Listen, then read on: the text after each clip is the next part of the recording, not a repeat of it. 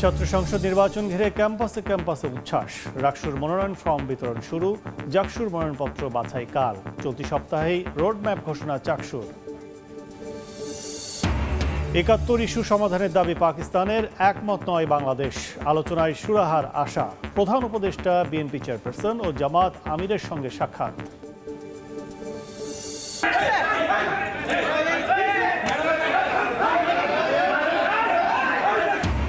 সীমানা পুনর্নির্ধারণের শুনানিতে হাতাহাতি। বিএনপি রুমিন ফারহানা ও এনসিপির আতাউল্লাহর পাল্টাপাল্টি অভিযোগ। সিইসির কাছে বিচার দাবি হাসনাত আবদুল্লাহর। এবং মিয়ানমারে নিরাপদ প্রত্যাবাসন চান রোহিঙ্গারা। কক্সবাজারে আন্তর্জাতিক সম্মেলনে তুলে ধরলেন নির্যাতনের ভয়াবহ অভিজ্ঞতা। ৪০ দেশের প্রতিনিধির অংশগ্রহণ।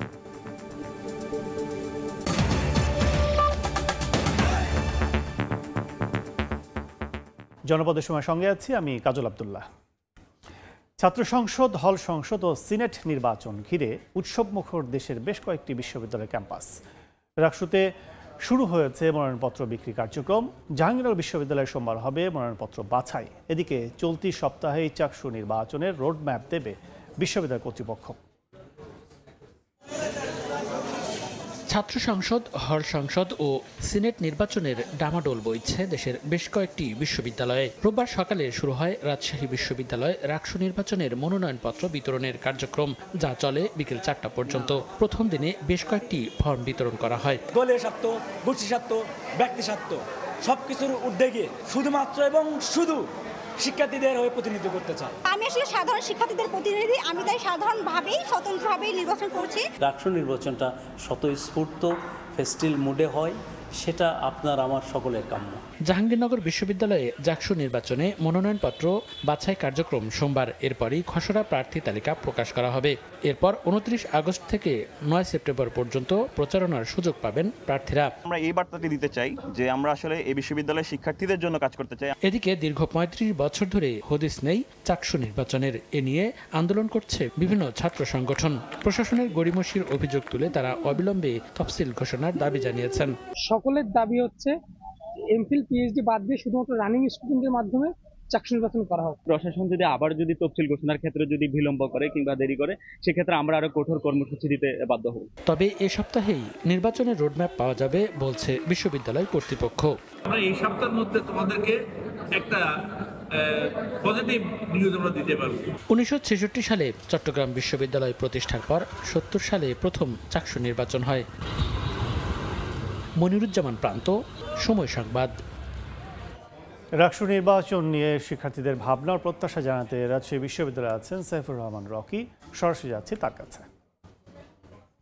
রাজশাহী বিশ্ববিদ্যালয়ে প্রায় ৩৫ বছর পর অনুষ্ঠিত হতে যাচ্ছে রাকসু নির্বাচন এবং আগামী ১৫ সেপ্টেম্বর সেই রাকসু নির্বাচন ঘিরে শিক্ষার্থীদের মধ্যে ব্যাপক উৎসাহ, ব্যাপক উদ্দীপনা কাজ করছে। আমরা এ নিয়ে সাধারণ শিক্ষার্থীদের মতামত জানব। রাকসু নির্বাচনকে ঘিরে তারা কি ভাবছে। আমরা প্রথমেই ঋতুর কাছে যেতে চাই। ঋতু, আপনি একটু বলবেন যে দীর্ঘদিন পরে রাজশাহী বিশ্ববিদ্যালয়ের কেন্দ্র ছাত্র সংসদ নির্বাচন, পাশাপাশি হল সংসদ নির্বাচন, সিনেটের ছাত্র প্রতিনিধি নির্বাচন অনুষ্ঠিত হতে যাচ্ছে। আজকে মনোনয়নপত্র প্রথম দিনের মতো বিতরণ করা হয়েছে। আপনারা আসলে এই নির্বাচন ঘিরে কি ভাবছেন? দীর্ঘ ৩৫ বছর পর রাজশাহী বিশ্ববিদ্যালয়ে রাকসু নির্বাচন অনুষ্ঠিত হতে যাচ্ছে আগামী ১৫ সেপ্টেম্বর। একজন সাধারণ শিক্ষার্থী হিসেবে সবসময় এটাই চাইব যেন রাকসু নির্বাচন শতভাগ স্বচ্ছতার সাথে অনুষ্ঠিত হয়, আর এটা যেন কোনো প্রকার কোনো রাজনৈতিক দল দ্বারা যেন প্রভাবিত না হয়।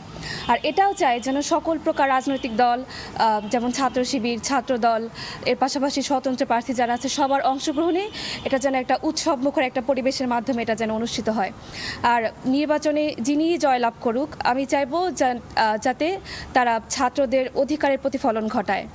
যেমন আমরা বিভিন্ন ধরনের সমস্যার সম্মুখীন হই, যেমন হলগুলোতে ডাইনিংয়ের সমস্যা, খাবারের সমস্যা, ওয়াইফাই সমস্যা। আবার এখন পর্যন্ত আমরা রাজশাহী বিশ্ববিদ্যালয় বাংলাদেশের দ্বিতীয় বৃহত্তম বিশ্ববিদ্যালয় হলেও আমরা কিন্তু এখন পর্যন্ত শতভাগ আবাসন নিশ্চিত করতে পারিনি। আমরা চাইব যে তারা যাতে নির্বাচিত হয়ে এসে যেন ছাত্রদের ভয়েস হয়ে ওঠে। তো এটাই হচ্ছে আমার আশা তাদের প্রতি। আর আমি আশাবাদী যাতে রাকসু নির্বাচন সুষ্ঠুভাবে সম্পন্ন হবে। এই তো, ধন্যবাদ। আমরা একটু প্রেয়সীর কাছ থেকে জানবো, রাকসু নির্বাচন ঘিরে আপনার মধ্যে আসলে কি কাজ করছে? 25 বছর পর রাষ্ট্র নির্বাচন হচ্ছে, আমরা কিন্তু আসলে সবাই মিলে শিক্ষার্থীরা অনেক উচ্ছ্বাসিত এই বিষয়টা নিয়ে। এই তো আমরা এতদিন পর একটা নির্বাচন পাচ্ছি, আমার আশা যে একজন শিক্ষার্থী হিসাবে আমি চাচ্ছি যে ক্যাম্পাসে যে নিরাপত্তার বিষয়টা, বিশেষ করে নারী শিক্ষার্থীদের ক্ষেত্রে এই নিরাপত্তাটা যে তারা আরও জোরদার করে, আর যে ওই স্থানটায় যাবে নির্বাচনের পরবর্তীতে সে যেন আমাদের জায়গা থেকে ছাত্র হিসেবে কথাগুলো বলে, সমস্যাগুলো যেন সমাধানের চেষ্টা করে। এই যে নারী শিক্ষার্থীদের হয়রানি হওয়া, এই যে হলে আবাসিকতার সমস্যা, আমরা কিন্তু আবাসিকতাটা পাচ্ছি না এখনও। আমি চাই যে আবাসিকতাটা পূর্ণাঙ্গ হোক। তারপর এই যে সেশন জোটের সমস্যা সহ আদার্স যে একাডেমিক সমস্যাগুলো বা একাডেমিক্যালি আমরা যেই জিনিসগুলোর ফ্যাসিলিটি আমরা পাচ্ছি না, আমাদের ল্যাবের সমস্যা রয়েছে বা বিভিন্ন কম্পিউটার, এগুলো যে ফ্যাসিলিটিসগুলো পাচ্ছি না, তারা যাতে আমাদের এই দাবিগুলো পূরণ করতে পারে। এগুলো যদি হয় আমরা শিক্ষার্থীরা অনেক আমরা উপকারিত হতে পারবো। আমরা আমাদের জায়গায় আমরা ভয়েস পাচ্ছি, সে আমাদের কথাগুলো বলতে পারতেছে। এই কারণে আমাদের অনেক ভালো লাগবে যদি এটা বলতে পারি। আমরা নাহিদা আপনার কাছ থেকে একটু শুনবো যে আজকে আপনারা জানেন যে মনোনয়নপত্র বিতরণ করা হয়েছে এবং আজকে প্রথম দিনে মনোনয়নপত্র বিতরণের প্রথম দিনে কেন্দ্রীয় ছাত্র সংসদ নির্বাচনের রাকসুর যে মনোনয়ন, সেটি মাত্র 5টি ফর্ম তোলা হয়েছে এবং হল সংসদে একটি, মোট 6টি ফর্ম আজকে প্রথম দিন উঠেছে। যদিও আগামী কাল এবং তার পরের দিন, এই 2 দিনও আরও সময় থাকছে। সব মিলে আসলে এই যে মনোনয়ন ফর্ম একটু কম বিতরণ আমরা দেখতে পাচ্ছি, বা শিক্ষার্থীদের মধ্যেও এই রাকসু নির্বাচন ঘুরে যে অনেকে প্রার্থী হওয়ার যে প্রবণতা, সেটি রাজশাহী বিশ্ববিদ্যালয়ে আমরা একটু কম দেখতে পাচ্ছি রাকসুকে ঘিরে। আপনার কি মনে হয়? রাকসু মূলত শিক্ষার্থীদের অধিকার আদায়ের একটা বিশাল প্ল্যাটফর্ম বলা যায়। এই প্ল্যাটফর্মের সাহায্যে শিক্ষার্থীরা তাদের দাবি দেওয়া, তাদের অধিকার বিষয়ে কথা বলতে পারে। সুতরাং এখানে প্রত্যেকটা রাজনৈতিক প্ল্যাটফর্ম বা বিভিন্ন অঙ্গ সংগঠন আছে, তাদেরকে আমি মনে করি সহজে তারা যেন অংশগ্রহণ করে এবং নির্বাচনটাকে যেন আমেজপূর্ণ করে তোলে। কারণ আমরা দীর্ঘ 30-35 বছর পর এই নির্বাচনটা পাচ্ছি। সুতরাং এই নির্বাচনের সাহায্যে কিন্তু আমরা সাধারণ শিক্ষার্থী, যেমন আমি নাহিদ, আমার নাহিদের একটা কণ্ঠস্বর হিসাবে রাকসু দাঁড়াবে। সো এই জায়গা থেকে সংগঠনগুলো আমাকে প্রতিনিধিত্ব করছে। এই জায়গাতে রাকসু বেশ ভালো একটা প্ল্যাটফর্ম হয়ে দাঁড়াবে আমাদের ক্যাম্পাসে। আমি চাই এখানে ছাত্র শিবির, ছাত্রদল বা বিভিন্ন আরও অঙ্গ সংগঠন আছে, তারা যেন অংশগ্রহণ করে। আর আমাদের শিক্ষার্থীদের মধ্যে যে বা ক্যাম্পাসের নিরাপত্তা, তারপর হচ্ছে একাডেমিক অনেক সংস্কার, উন্নয়ন বা বিভিন্ন নারীদের নিরাপত্তা, আমি এখানে একটা কথা যোগ করতে চাই যে আমাদের ক্যাম্পাসে নারীরা অংশগ্রহণ করতে চাচ্ছে না। এখানে কিছু কিছু কারণ আছে। শিক্ষার্থীরা বিশেষ করে ছেলে শিক্ষার্থীরা বিভিন্ন ধরনের আক্রমণ করে, কথার সহজে বা বিভিন্ন ইশারা সহজে বা রাজনৈতিকভাবে বিভিন্ন বুলিং এর শিকার হয়। এটাই। আচ্ছা, আমরা একটু আশিকের কাছ থেকে জানবো। আশিক, এই যে রাকসু নির্বাচন ঘিরে আপনি একজন সাধারণ শিক্ষার্থী হিসেবে আপনার চাওয়া পাওয়া কি, আপনার ভেতরে কি কাজ করছে? রাকসুতে আমরা তো শিক্ষার্থী প্রতিনিধি পাঠাবো। আমরা তো অনেক সময় রয়েছে আমরা সিনেটে কিংবা প্রশাসনের কাছে সরাসরি যেতে পারি না, পৌঁছাতে পারি না শিক্ষকদের কাছে। কিন্তু আমরা যখন আমাদের রাকসুর মাধ্যমে শিক্ষার্থী প্রতিনিধি বানাবো, তখন আমাদের শিক্ষার্থীরা আমাদের আওয়াজ হিসাবে কাজ করবে এবং সেইগুলো আমাদের পৌঁছে দেবে। রাজশাহী বিশ্ববিদ্যালয়ে তো আবাসন সংকট একটা বড় ধরনের সমস্যা, এছাড়া একাডেমিক ভবনের সংকট রয়েছে, নিরাপত্তাজনিত সংকট, বিভিন্ন ধরনের সংকট রয়েছে।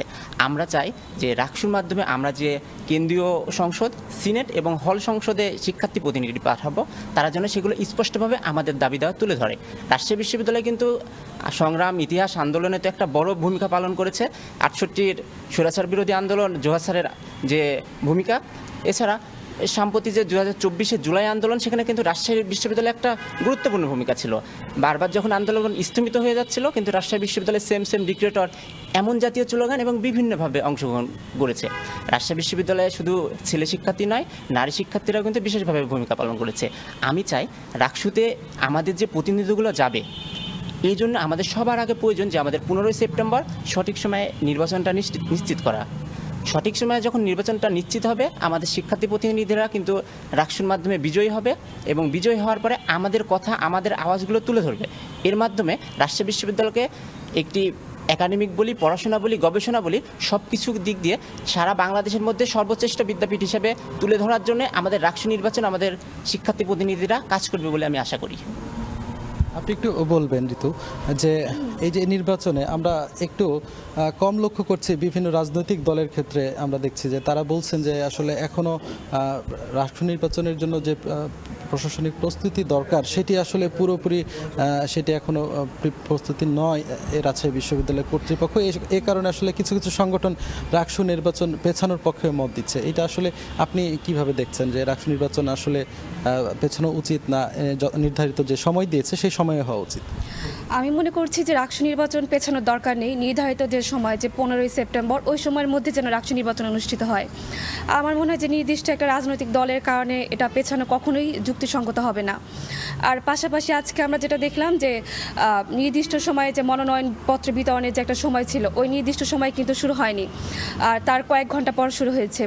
এর পাশাপাশি আমরা অন্যান্য বিশ্ববিদ্যালয়ে যেরকম দেখতে পারি যে বিভিন্ন ধরনের উচ্ছ্বাস কাজ করছে নির্বাচন ঘিরে, সাধারণ শিক্ষার্থীদের মাঝে প্লাস হচ্ছে সাধারণ মানুষদের মাঝেও যে উচ্ছ্বাস কাজ করছে, ওটা রাষ্ট্র নির্বাচনকে ঘিরে কেন জানি কিছুটা কম লক্ষ্য করা যাচ্ছে। তো আমি চাচ্ছি যে উচ্ছ্বাস সমানতালে থাকুক, সব জায়গায় থাকুক সমানতালে, শুধুমাত্র একটা নির্দিষ্ট বিশ্ববিদ্যালয়কে কেন্দ্র করে যেন এই উচ্ছ্বাসটা তৈরি না হয়, সব জায়গায় সমানতালে ছড়িয়ে পড়ুক, আমি এটাই চাইব। ধন্যবাদ। ধন্যবাদ আপনাদের আমাদের সাথে এতক্ষণ যুক্ত থাকার জন্য। আপনারা শুনছিলেন যে রাষ্ট্র নির্বাচন নিয়ে সাধারণ যারা শিক্ষার্থীরা আছে তারা নানা ধরনের তাদের মত তারা প্রকাশ করেছেন। আগামীকালকেও এই জাহাঙ্গীরনগর বিশ্ববিদ্যালয় নিয়ে সেখানে আলোচনা সভা হবে রাত 8টায়। আপনাদের সবাইকে দেখার আমন্ত্রণ রইল। এই ছিল আমার কাছে এখন পর্যন্ত সর্বশেষ।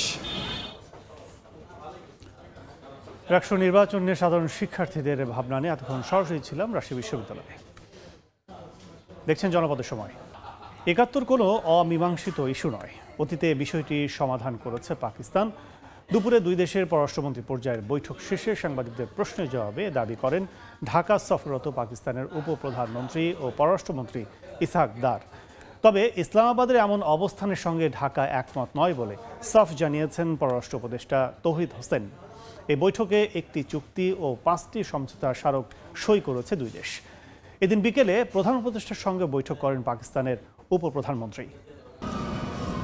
স্বাধীনতা অর্জনের 54 বছর পরও ঢাকা ইসলামাবাদ কূটনৈতিক সম্পর্কের সমীকরণ না মেলার পেছনে দায় আছে ঐতিহাসিক অমীমাংসিত বিষয়গুলোর। জুলাই গণঅভ্যুত্থানের পর যখন সম্পর্ক উন্নয়নে সচেষ্ট দুই দেশ, তখনও গণহত্যার দায় স্বীকার আর ক্ষমার প্রসঙ্গে ধরা পড়ে আক্ষেপ আর বৈপরীত্য। ঢাকায় প্রথমবারের মতো দুদেশের পররাষ্ট্রমন্ত্রী পর্যায়ের বৈঠক শেষে ইসহাক দার বলেন ৭১ কোনো অমীমাংসিত ইস্যু নয়, অতীতে 2 দফায় এ বিষয়ে সমাধানের দাবি করেন পাকিস্তানের পররাষ্ট্রমন্ত্রী। 1974 first time that issue was resolved in writing. The document is historic and is available for both countries. And after that, General Musharraf came here in a very open and candid manner.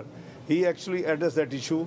And I think between a family, between brothers, once this is done, even Islam tells us to clean your heart. তবে ৭১ প্রসঙ্গে ইসহাক দারের এমন দাবির সঙ্গে একমত হতে পারেনি ঢাকা। যদিও দুদেশের সম্পর্ক এগিয়ে নিতে অমীমাংসিত বিষয়গুলোকে সমাধানের ব্যাপারে উভয়ই সম্মত বলছেন পররাষ্ট্র উপদেষ্টা। আমি অবশ্যই একমত না, একমত হলে তো সমস্যাটা সমাধান হয়ে যেত তাইলে তাদের মতো করে, তাই না? ঝট করে আমরা একদিনে বসে এটা সমাধান করতে পারবো না।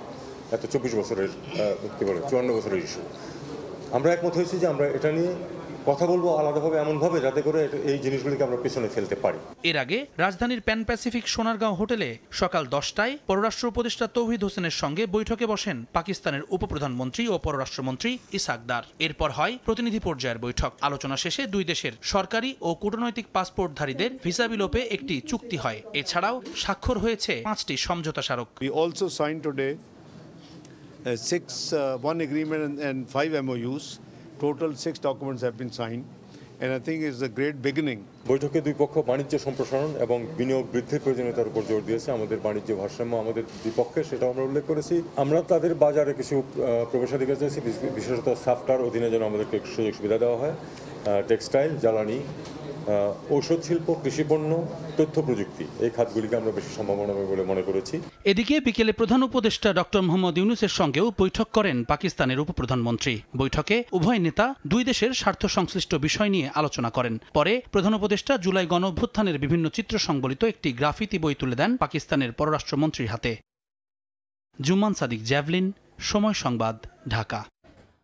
বিএনপি চেয়ারপারসন বেগম খালেদা জিয়ার সঙ্গে সৌজন্য সাক্ষাৎ করেছেন পাকিস্তানের উপপ্রধানমন্ত্রী ও পররাষ্ট্রমন্ত্রী ইসহাক দার। সন্ধ্যা 7টার কিছু আগে গুলশানে বেগম জিয়ার বাসভবন ফিরোজায় আসেন সফররত পাকিস্তানের উপপ্রধানমন্ত্রী।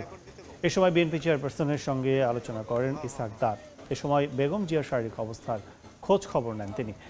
বৈঠকে বিএনপি মহাসচিব মির্জা ফখরুল ইসলাম আলমগীর এবং দলের স্থায়ী কমিটির সদস্য ডাক্তার AZM জাহিদ হোসেন উপস্থিত ছিলেন। পরে ব্রিফিংয়ে ডাক্তার জাহিদ হোসেন বলেন, বাংলাদেশ ও পাকিস্তানের স্বার্থ সংশ্লিষ্ট বিষয়ে আলোচনা হয়েছে।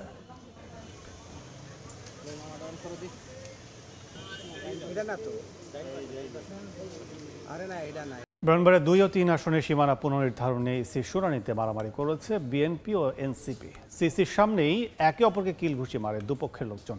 পাল্টাপাল্টি অভিযোগ করেন দুই দলের নেতা রুমিন ফারহানা ও মোহাম্মদ আতাউল্লাহ। পরে ইসিতে সংবাদ সম্মেলনে এনসিপি নেতা হাসনাত আবদুল্লাহ বলেন, বিএনপির দফতর সম্পাদকের ভূমিকা পালন করছে কমিশন। সিসির কাছে সুষ্ঠু বিচার চান তিনি।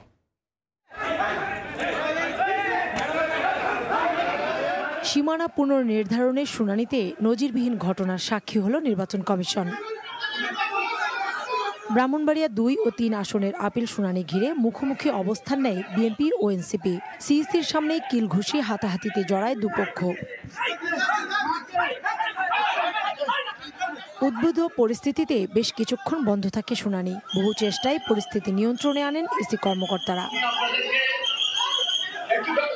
মারামারির ঘটনা নিয়ে পাল্টাপাল্টি অভিযোগ করেন বিএনপি নেতা রুমিন ফারহান ও এনসিপি নেতা মোহাম্মদ আতাউল্লাহ। তারা যেহেতু গুন্ডা পান্ডা নিয়ে এসছে এবং আবল তাবল বকছে, কথা বলেই যাচ্ছে, আমি লাস্টে একটা কথা বলার জন্য দাঁড়িয়েছি এবং যেটা 15 বছরে হয় নাই সেটা আজকে হয়েছে।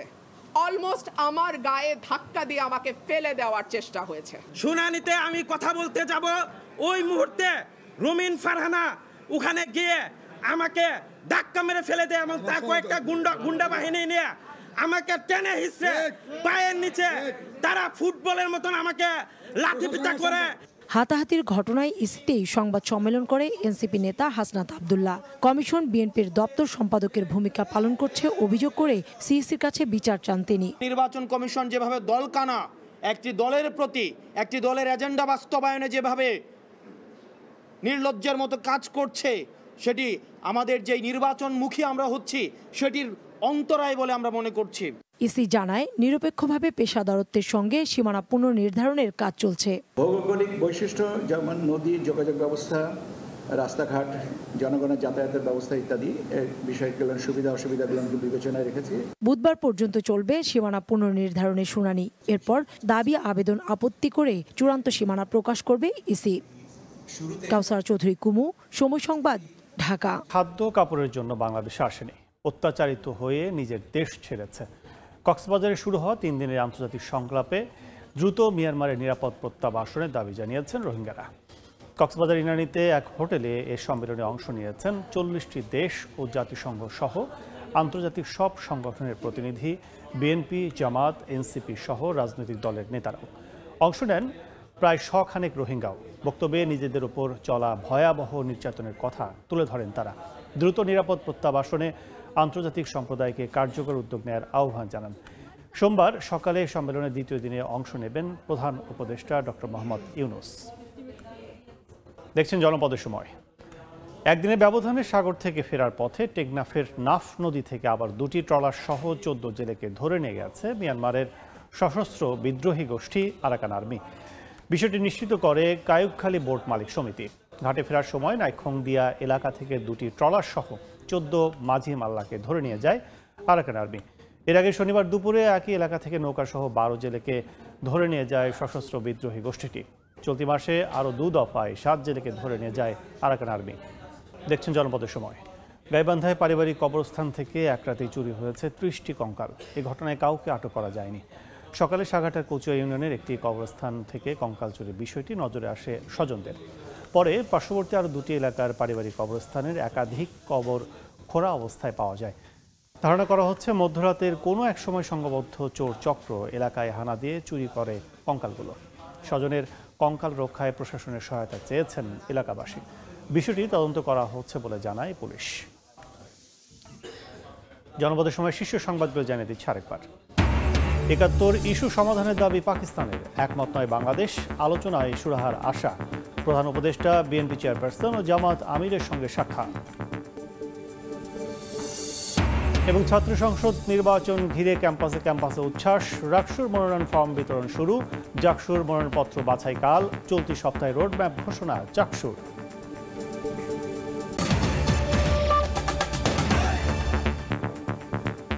এই ছিল জনপদের সময়। সঙ্গে থাকুন সময়।